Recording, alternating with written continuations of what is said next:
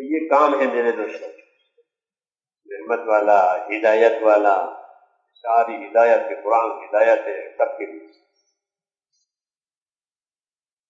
اس لیے کہ لوگوں کو لانا ہے اسی طرف تاکہ اس کو اس کا حصہ مل جائے،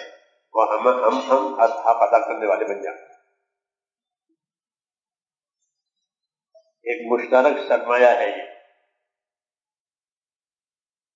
مشترک سب کا حصہ ہے،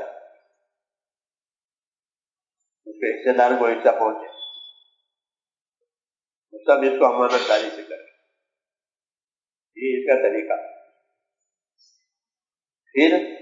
دیکھیں گے اللہ تبارک و تعالیٰ کی کتنی مدد آتی ہے،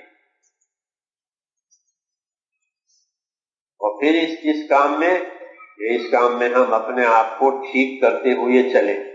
اپنے آپ کو ٹھیک کرنا ہے، اس کام میں اپنی اصلاح کا سامان ہے، اس کام میں اپنی اصلاح کا سامان ہے، اس لیے جو بھی اس کام کو کرے اپنی اصلاح کی نیت سے کرے، مجھے اس کام کے ذریعے سے اللہ ٹھیک کر دے، جب یہ ٹھیک ہو جائے گا تو اللہ اس سے کام لیں گے۔ مولانا یوسف صاحب فرماتے تھے اللہ تعالیٰ اس آدمی سے کام لیں گے کہ جس کی زندگی اس کام کے ذریعے سے بدلے،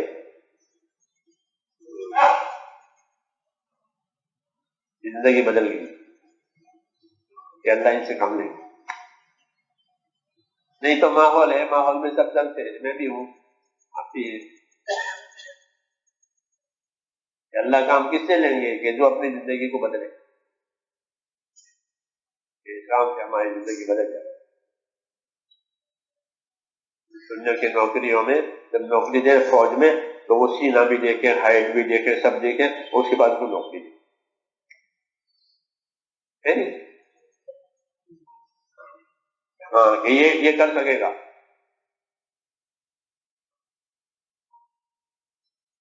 اس میں بھی کہ اللہ دیکھیں گے کہ ہاں یہ کر سکے،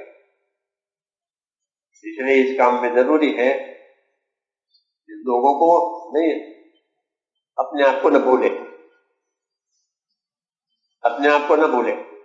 کہ کتنا یقین بنا، کتنا تقویٰ بنا، کتنی سنت کی پابندی ہوئی، کتنی شریعت کی پابندی ہوئی، کتنا دوسروں کے حقوق کے بارے میں امانت دار بنا۔ یہ ہے اصلاح کا مطلب، جان مال کے خرچ کرنے کی کیا ترتیب ہے، یہ مطلب ہے، یہ نہیں کہ ایک رو ہے اس میں بہہ رہے ہیں، ایک ناؤ ہے جا رہی ہے، ایسا نہیں ہے،